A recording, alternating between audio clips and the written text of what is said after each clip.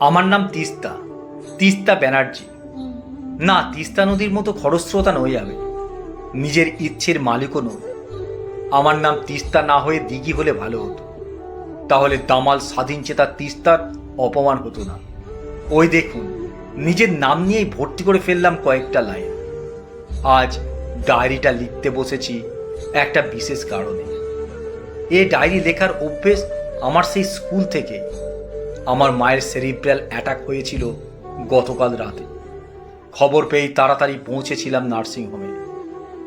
গিয়ে দেখেছিলাম আমার বাবা অসহায়ের মতো দাঁড়িয়ে আছে। রিসিপশনে সব কথা বলছে অব্যয়দা। এই সেই অব্যয়দা যাকে দেখলেই আমার বুকের ভিতরে রক্ত ছলকে উঠত। ভোর রাতে স্বপ্ন দেখতাম অব্যয়দার সাইকেলে চেপে আমি ঘুরতে গেছি অজয়ের ধারে। অব্যয়দা আলতো করে হাতটা ধরেছে আমার। এমন স্বপ্ন আমি যে কতবার দেখেছি তারই হত্যা নেই। অব্যয়দা ইংলিশের টিউশন করাতো, নিজে মাস্টার করতো তখন। আমিও 11-12-এ পড়েছি ওই টিউশনে। আর তখন থেকেই অব্যয়দাকে আমি খুব ভালোবাসতাম। অব্যয়দা সেটা বুঝতে পেরে একদিন বলেছিল, তিস্তা, তুই আমায় ভালোবাসিস? আমি ঘাড় নেড়ে বলেছিলাম, হ্যাঁ। অব্যয়দা বলেছিল, আমার বাড়ির অবস্থা ভালো নয়, তোরা বড় লোক, তোর মা বিয়ে দেবে না, ভালো করে পড়াশোনা কর, আমায় ভালোবেসে অকারণ সময় নষ্ট করিস না। গ্র্যাজুয়েশনের পরেই আমার মা পাত্র খুঁজতে লাগলো।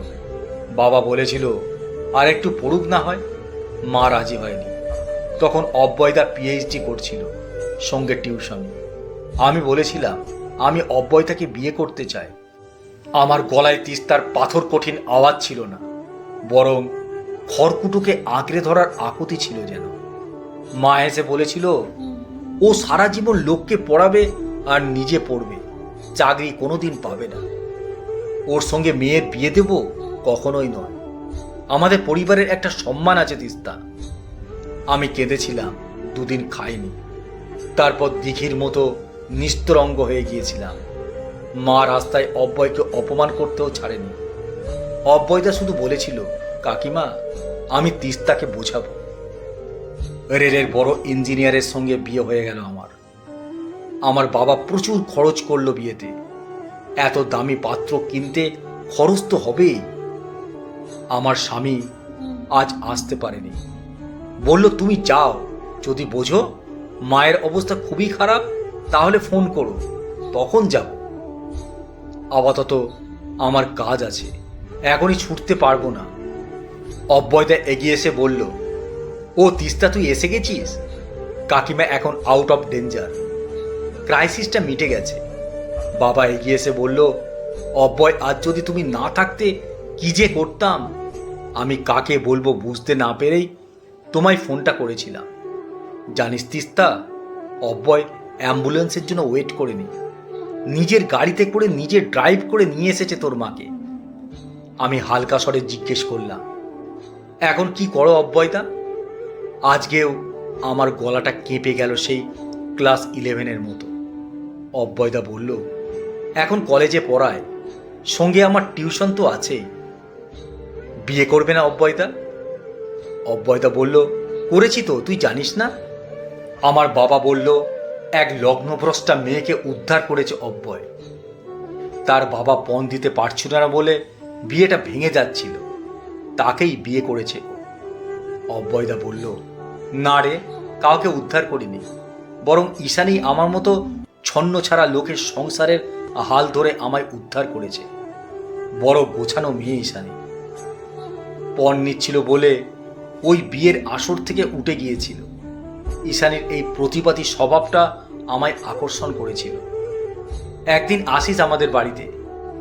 কেন যে আমি অবস্থাপন্ন বাড়ির মেয়ে হলাম, কেন যে আমি লগ্নভ্রষ্টা হলাম না, অব্যয়দা কি আমায় বুঝিয়ে দিয়ে গেল ভালোবাসলে তার মেরুদণ্ড থাকা জরুরি। আমিও তো সুখী, তাহলে অব্যয়দার মুখে ঈশানীর প্রশংসা শুনে চোখ দুটো জ্বালা কেন করে উঠল?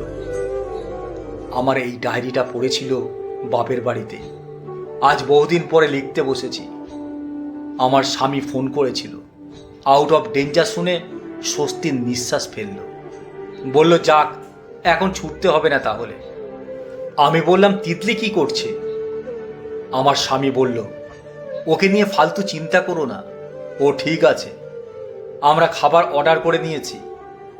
আমি জানি আমার জন্য বাপ মেয়ের কারোর অসুবিধা হবে না।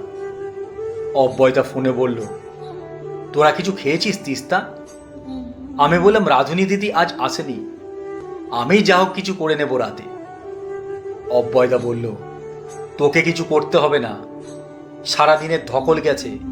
আমি আর তোর বৌদি যাব তোদের রাতের খাবার নিয়ে। একটাই ছোট্ট নিঃশ্বাস পড়ল আমার। অব্যয়দার বউ আমার বৌদিই তো হয়। অব্যয়দা আমার শুধুই টিউশনের টিচার ছিল। কলমে অর্পিতা সরকার।